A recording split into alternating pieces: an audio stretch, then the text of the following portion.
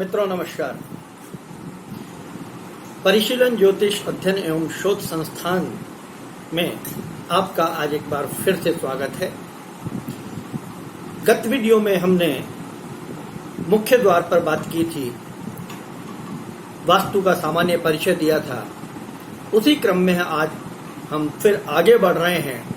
आज हम मुख्य द्वार के साथ साथ कुछ अन्य बिंदुओं पर बात करेंगे, जैसे पंच महाभूत, वास्तु दिशाएं, उपदिशाएं, विदिशाएं और मुख्य द्वार की अन्य आगे की विशेषताएं। किस दिशा में मुख्य द्वार होना चाहिए, कैसे मुख्य द्वार होना चाहिए, उस पर हम आज विस्तार से बात करेंगे। तो सबसे पहले हम मित्रों पंच महाभूतों पर बात करते हैं। जैसा कि आप सबको विदित है, ये पूरी सृष्टि जो है ये 5 तत्वों से बनी हुई है, और वो 5 तत्व हैं वायु, जल, आकाश, अग्नि और पृथ्वी।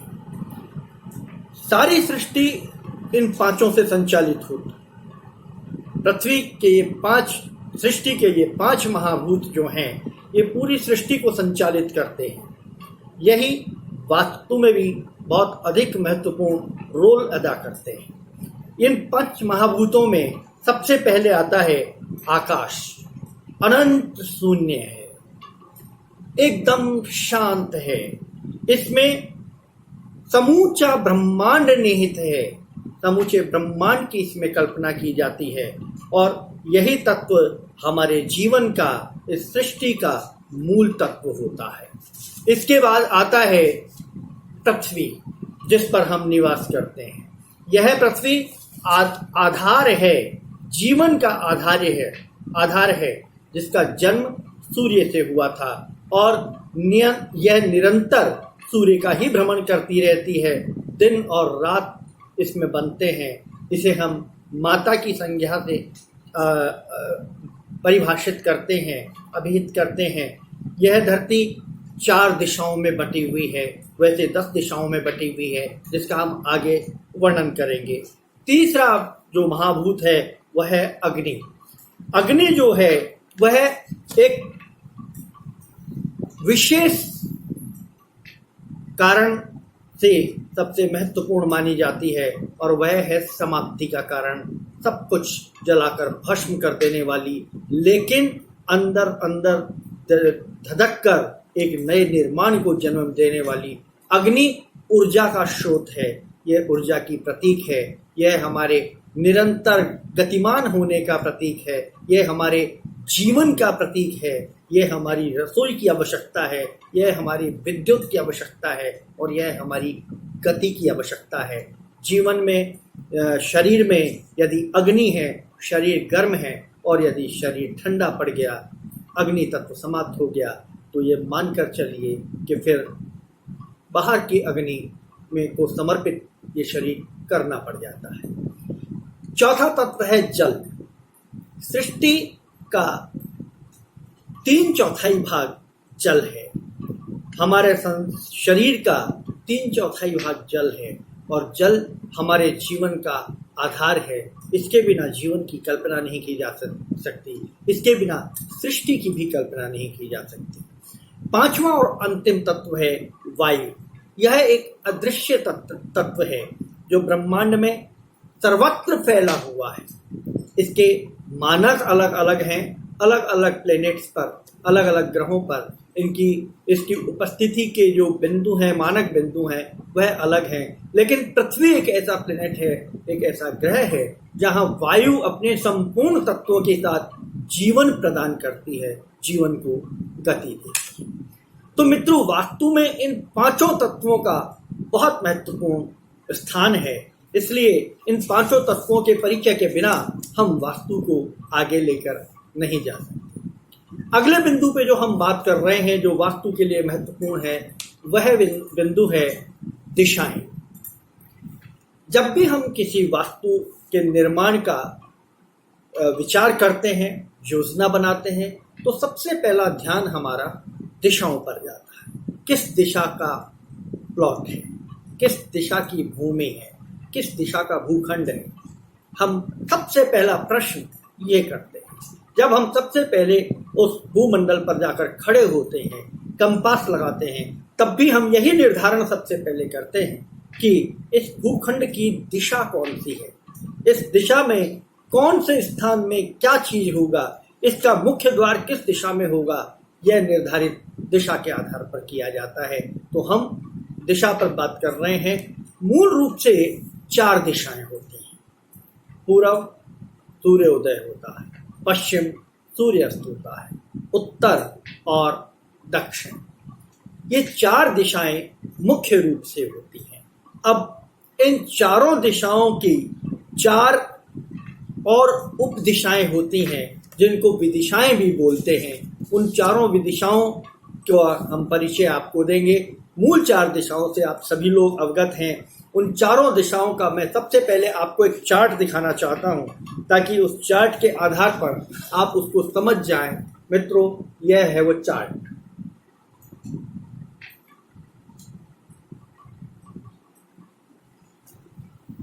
इस चार्ट में सबसे पहले जो आता है वह है पूर्व दिशा और उत्तर दिशा, पूर्व दिशा और पश्चिम दिशा, उत्तर दिशा और दक्षिण दिशा। ये वो 4 दिशाएं हैं जिनके बीच में इनकी विदिशाएं निर्धारित होती हैं। जिसे सबसे पहले हम लेते हैं पूर्व और उत्तर के बीच का स्थान। वास्तु की दृष्टि से यह सबसे महत्वपूर्ण स्थान होता है। इस स्थान में ईश निवास करते हैं, ईश्वर निवास करते हैं, इसलिए इसे ईशान कोण कहते हैं। पूर्व और उत्तर के बीच की दिशा जो होती है वह ईशान कोण कहलाती है। इसमें यह उत्तर पूर्व के कोने को 45 डिग्री पर काटती है और 45 डिग्री पर यह ईशान कोण निर्धारित होती है।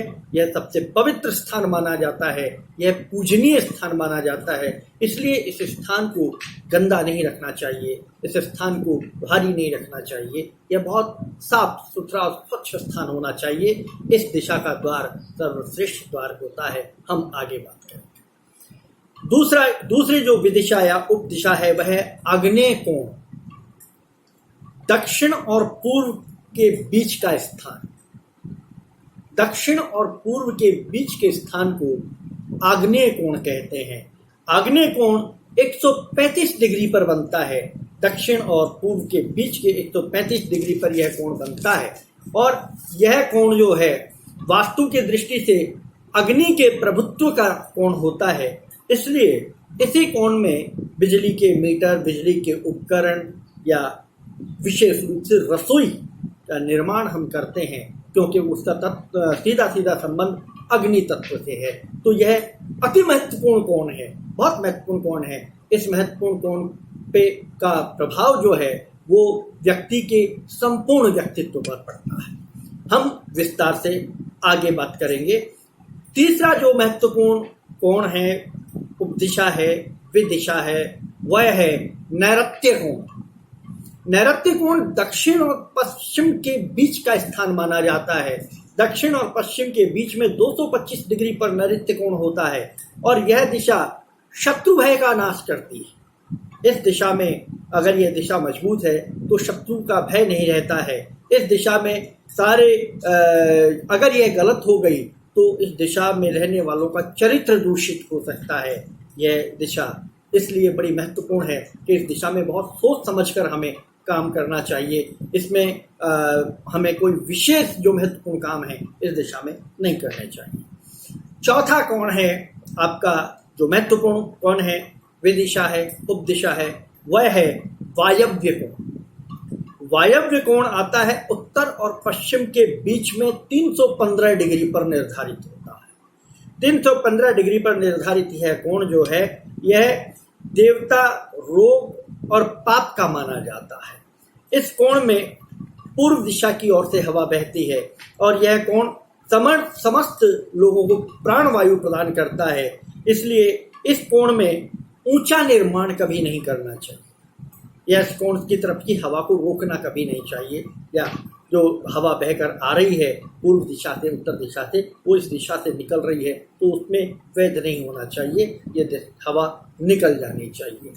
ये हमारी 4 दिशाएं और उसकी 4 अन्य विदिशाएं हैं।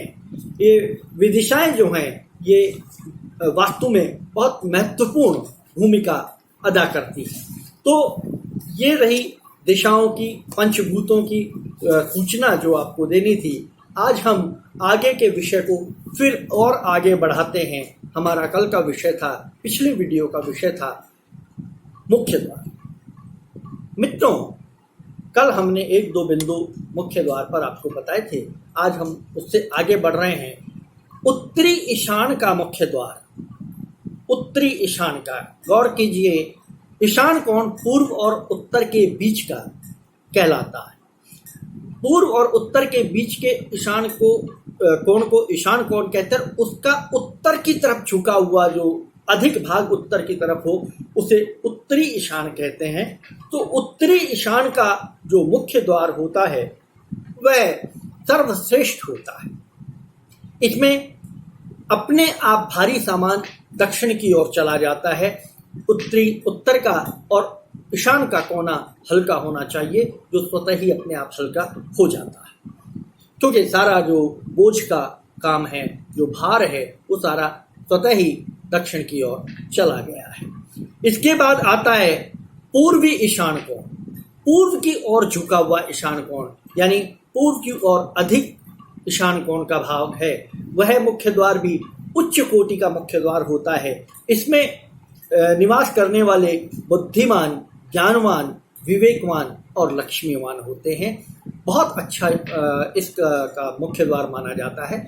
मैं एक बात आपको पहले से ही बता दूं, क्लियर कर दूं कि हमारा जो बाउंड्री वॉल होती है भवन की, 4 दीवारी, जो बाहर की 4 दीवारी होती है, उसका मुख्य द्वार और भवन का मुख्य द्वार दोनों अलग होते हैं। उन दोनों का निर्धारण अलग अलग होता है। हम बेशक बाहर के मुख्य द्वार को थोड़ा सा इधर उधर कर सकते हैं, लेकिन मूल रूप से आपका भवन का जो मुख्य द्वार है वह सबसे महत्वपूर्ण है। इसलिए ध्यान रखिएगा कि जब आप मुख्य द्वार की हम बात करते हैं तो भवन के मुख्य द्वार की बात करते हैं। जहाँ से आप भवन के अंदर प्रवेश करते हैं, उस सीमा के अंदर प्रवेश करने वाले मुख्य द्वार की बात हम नहीं कर रहे हैं। तो मुख्य द्वार वहाँ से शुरू होता है, भवन के द्वार से, या जिस कमरे के प्रथम द्वार से हम भवन के अंदर प्रवेश करते हैं। बाउंड्री का वॉल जो मुख्य द्वार है वो उससे भिन्न है। तीसरा मुख्य द्वार जो महत्वपूर्ण होता है वह है दक्षिण आग्नेय कोण का मुख्य द्वार। जो आग्नेय कोण का मुख्य द्वार दक्षिण की ओर अधिक सरका हुआ हो वह दक्षिण कोण का मुख्य द्वार माना जाता है, श्रेष्ठ होता है। विशेष रूप से व्यापारी वर्ग के जो लोग हैं, जो इस भवन में निवास करते हैं, उनके लिए यह द्वार सर्वश्रेष्ठ होता है। व्यापारी जो हैं, व्यापार से जिनका संबंध है, वे इस द्वार के भवन में निवास करें तो उन्हें बहुत अधिक तरक्की, बहुत अधिक लाभ प्राप्त होता है। चौथा जो द्वार आता है, महत्वपूर्ण द्वार है, वह है पश्चिम वायु कोण का द्वार। पश्चिम वायु कोण का जो द्वार है वह ठीक है, लक्ष्मी का आगमन उसमें होता है, कल्याणकारी है, लेकिन उसमें निवास करने वाले व्यक्ति जो हैं कभी संतुष्ट नहीं होते। संतुष्ट नहीं होने का तात्पर्य 2 होते हैं। एक तो संतुष्ट नहीं होते अपनी तरक्की से, पैसे से, धन से, और एक संतुष्ट नहीं होते जीवन से। तो इसमें रहने वाले लोगों के पास सब कुछ होता है, लेकिन ये संतुष्ट नहीं होते, अर्थात जीवन से संतुष्ट नहीं होते। इन्हें अपने जीवन में कोई ना कोई कमी हमेशा महसूस होती है। अब हम बात करते हैं बाउंड्री के बाहर का द्वार और उसके बाद अंदर का द्वार, कि बाहर का द्वार कहाँ हो, कैसा हो।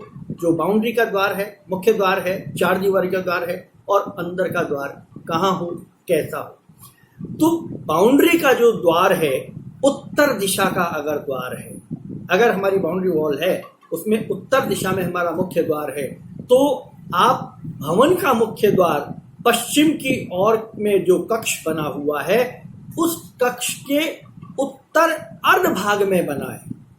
उत्तरी अर्ध भाग में, पश्चिम की दिशा में बने हुए कक्ष के उत्तरी अर्ध भाग में आपको भवन का मुख्य द्वार सुनिश्चित करना है, बनाना है। कब? जबकि बाउंड्री का द्वार, मुख्य द्वार उत्तर दिशा का, एक बार फिर, उत्तर दिशा के बाउंड्री वॉल के द्वार के भवन का मुख्य द्वार पश्चिम दिशा के कमरे के उत्तर की ओर बढ़ते हुए कोने के उस दीवार पर आप उसका मुख्य द्वार बनाएं, निर्धारित करें।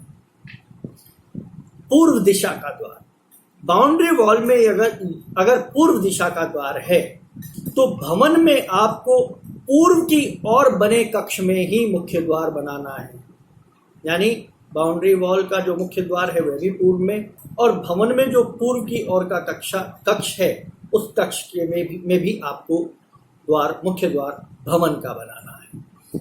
तीसरा आता है पश्चिम की, बाउंड्री वॉल का पश्चिम का मुख्य द्वार, तो उसमें आपको पश्चिम की दिशा में जो कक्ष बना है उसके उत्तरी अर्ध भाग में, जो उत्तर की ओर बढ़ता हुआ अर्ध भाग है उस दीवार का, उस कक्ष का, उसमें आपको मुख्य द्वार बनाना है जो धन धान्य से परिपूर्ण होता है। उस घर में रहने वाले व्यक्ति सर्व दृष्टि से संपन्न होते हैं, सुखी होते हैं, आनंदित होते हैं। चौथा जो द्वार है वह है दक्षिण दिशा का बाउंड्री वॉल का मुख्य द्वार, और दक्षिण दिशा की ओर के कक्ष में बने हुए पूर्व की अर्ध दिशा की ओर, अर्ध पूर्व दिशा की ओर बढ़ती हुई दीवार पर आपका मुख्य द्वार होना चाहिए, जो मूल दक्षिण दिशा के द्वार पर निर्धारित होता है। मैंने आपको पूर्व में अभी बताया कि दक्षिण दिशा विशेष रूप से व्यापारी वर्ग के लिए है। इनको बहुत सोच समझ के द्वार का निर्धारण करना चाहिए कि इनका द्वार, यदि भवन का द्वार, मुख्य चार दीवारी का द्वार दक्षिण में है तो भवन में प्रवेश करने का भी दक्षिण की ओर बने हुए कक्ष में ही द्वार बनाएं, जो पूर्व के अर्धभाग की ओर बना हुआ हो, बड़ा शुभ होता है। तो ये द्वार निर्धारण का आपको ध्यान रखना चाहिए। छोटे मोटे 2 बिंदु 3 बिंदु और मैं आपका ध्यान आकर्षित करना चाहता हूँ मुख्य द्वार की ओर। एक तो मुख्य द्वार जो है वो घर में सभी द्वारों से बड़ा होना चाहिए। घर के जितने भी द्वार हमारे हैं, अंदर कक्षों के जो द्वार हैं, उनसे मुख्य द्वार बड़ा होना चाहिए, सवाए में बड़ा होना चाहिए। तो ध्यान रखें बड़ा हो। यदि नहीं है, पुराना मकान बना हुआ है, तो आप उसके जो बाहर है, चौखट के बाहर एक बाउंड्री बना दें पेंट से। बेल बूटों की, आपने देखा होगा गांव में विवाह शादियों के दौरान जब घर को सजाया जाता है तो मुख्य द्वार के बाहर बेल बूटों से बाउंड्री बनाई जाती है। एक बहुत खूबसूरत सा तोरण सा बनाया जाता है, बहुत सुंदर भी लगता है, और वो आपके उस द्वार की जो कमी है, वास्तु दोष है, उसका शमन हो जाता है और वह आपका द्वार बहुत अच्छा और बहुत श्रेष्ठ द्वार बन जाता है। दूसरी बात यह है जो आजकल देखने को नहीं मिलती, वह है कि वास्तु के अनुसार कम से कम मुख्य द्वार 2 पल्ले का होना चाहिए, लेकिन आजकल 1 पल्ले का प्रचलन चल रहा है। ऐसे में कोशिश करें कि 1 पल्ला और जाली का बाहर आप लगा दें ताकि गिनती में वो 2 पल्ले हो जाएं। वैसे तो 2 पल्ले तो 2 पल्लों से जुड़कर बनने वाला ही द्वार कहलाता है, लेकिन अगर हम जाली का द्वार लगा देते हैं एक उसके साथ, तो वह 2 कुछ मात्रा में थोड़ा बहुत उसके दोष का शमन हो जाता है। तीसरी और महत्वपूर्ण बात जो है वह है कि मुख्य द्वार जो है वो किसी दूसरे द्वार के सामने नहीं होना चाहिए। किसी सामने कोई बड़ा दूसरा घर हो, उसके घर के सामने, कई बार क्या है तो बहुत बड़े प्लॉट में, बहुत बड़े भूखंड में 2 भाई आमने सामने मकान बना देते हैं और बीच की जगह खाली छोड़ देते हैं, चौक दालान जिसको कहा जाता है। जब वो 2 मकान अलग अलग बने हुए हैं तो उनका वास्तु भी अलग अलग हो जाता है, और उसमें वो दोनों भाई कोशिश ये करते हैं कि दोनों का नक्शा एक जैसा हो, तो वो दोनों द्वार आमने सामने आ जाते हैं। जब वो दोनों मुख्य द्वार आमने सामने आ जाते हैं तो एक बहुत बड़ा वास्तु दोष उत्पन्न हो जाता है। तो मित्रों, कोशिश करें कि ये बहुत अच्छी बात है कि हम परिवार के लोग, हम 2 भाई, हम 3 भाई, हम 4 भाई एक ही कैंपस में मकान बनाकर रहें, लेकिन ध्यान रहे कि उनके मुख्य द्वार कभी आमने सामने ना हो। उनके मुख्य द्वार में अंतर हो, दिशाओं की दृष्टि से और स्थान की दृष्टि से अंतर हो, ताकि वो दोनों, तीनों, चारों भाई सुख और आनंद से उस भवन में निवास करेंगे। तो ये आज हम ने बताया कि किस तरह से हम दिशाओं का ध्यान रखते हुए, पंच महाभूतों का ध्यान रखते हुए मुख्य द्वार का निर्धारण करें, मुख्य द्वार बनाएं। अगर आपको इसमें और सूक्ष्म जानकारी चाहिए तो मेरी पुस्तक है, आप उस पुस्तक से इसका लाभ ले सकते हैं। मैं पुस्तक आपको बता रहा हूँ, भारतीय वास्तु रहस्य की यह पुस्तक है।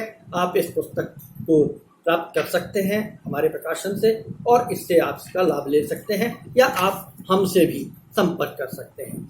आपसे एक इल्तिजा है, रिक्वेस्ट है, एक प्रार्थना है कि आप इस वीडियो को सब्सक्राइब करें, इस चैनल को सब्सक्राइब करें और बेल का बटन अगर है कहीं दिखाई दे तो आप उसे बजाएं, ताकि आपको नोटिफिकेशन मिल सके कि आगे जो हमारी महत्वपूर्ण वीडियो आने वाली हैं वो आपको समय पर प्राप्त हो सके।